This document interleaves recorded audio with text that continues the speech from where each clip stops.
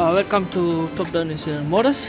So today I have completed installing new timing drive components. So here you can see new timing chain, and there's the mark, but it's supposed to be here. I already just to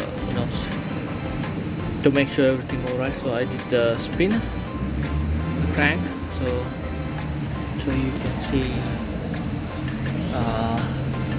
new register and a new timing guide, and here also new register and timing guide. The previous video I shown you this is the faulty register, so we got a new one.